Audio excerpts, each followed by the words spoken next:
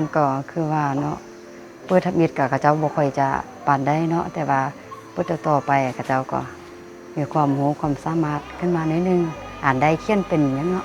แรงจูงใจที่ให้เด็กน้อยยังเมาเฮียนมันหนึ่งมันมีกิจกรรมหลายอย่างเนาะมีกิจกรรมการเรียนการสอนสองแล้วก็เพื่อเด็กน้อยได้เข้าสังคมกับหมู่เพื่อนได้ดีสามแล้วมีเครื่องเล่นหลายอย่างวัสดุ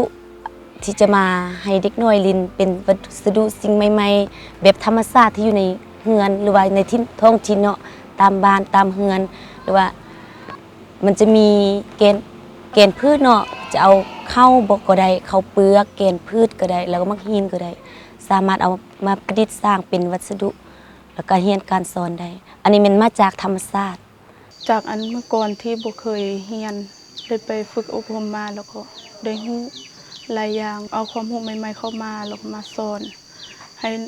น้องๆแล้วก็ล้านๆได้เรียนรู้ถ้ามีการฝึกอบรมอีกน้องอยากเข้าไปร่วมอีกเพื่อเอาความรู้มาพัฒนาในหมู่บ้านแล้วก็พัฒนาหลานแล้วก็น้องๆในหมู่บ้านหลังจากลูกกลับไปเฮือนก็พ่อก็ได้ส่งโยงให้ลูกอ่านหนังสือตอนข้ามให้อ่านหนังสือบายคาต้องอ่านหนังสือบายทิมแล้วก็พ่อก็ได้เล่านิทานแบบโบราณพ่อก็ได้เล่านิทานแบบการทำเพียรพ่อก็ได้นิทานลูกกำพร้าพ่อก็ได้เล่าให้ฟังได้เข้าร่วมการฝึกอบรมให้ความรู้ดูแลเด็กเกี่ยวกับการส่งเสริมลูกชายและลูกหญิงได้เห็นหนังสือเท่าเทียมกันภูมิใจหลายขนาดโตแบบทุกสถานมันเกิดเป็นการเล่นกลางแจ้งมันพักผ่อนหนึ่งก็ศิลปะสร้างสรรค์เนี่ยเล่นก็เกมการศึกษาเล่นตามมุมแล้วก็อ่านพิธานเนี่ยกำมือขึ้นแล้วปีนยกมือขึ้นแล้วแกงไปมาว่าเชนออกแล้วลงว่าเชนมือแตะบ่าว่าเชนออกแล้วลงยกขึ้นซื้อปีกไปหอบตัว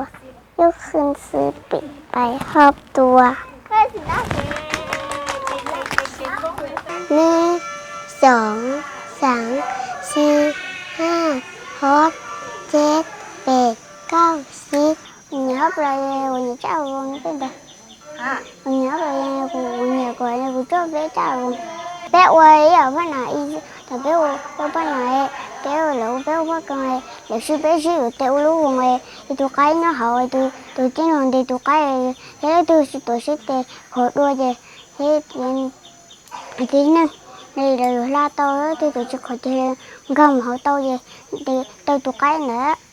สำหรับพื้นฐานการศึกษาเพื่อเกี่ยมเด็กน้อยไป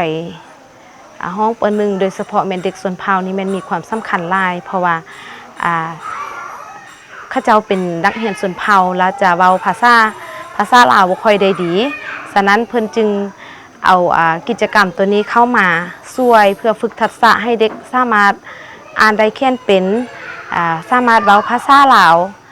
ได้ดีขึ้นอีกอย่างหนึ่งเด็กที่ว่าได้เกี่ยมความพร้อมก่อนเขาเรียน10 อาทิตย์นี้เห็นได้ว่าใน1 ศุกร์เรียนผ่านมานี้เด็กนี่ได้มีความพร้อมในหลายด้านบ่ว่าจะเป็นด้านอารมณ์ด้านการอยู่ร่วมกันกับบุคคลอื่นความผูกพันกับโรงเรียนแล้วก็ครูสอนเด็กนี่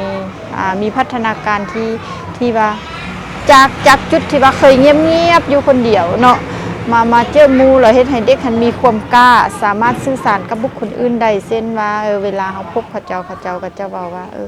สบายดีครูอีหยังหั่นเนาะอันนี้เป็นสิ่งที่ว่าพ้นเด่นเนาะการจัดตั้งปฏิบัติกิจกรรมในระยะพักแรม10 อาทิตย์ก็มีสิ่งท้าทายหลายอย่างบ่ว่าจะเป็นจำนวนเด็กที่มาลงทะเบียนบ่สอดคล้องกับตัวจริงและในอนาคตภายหลังที่ว่าโครงการสิ้นสุดแล้ว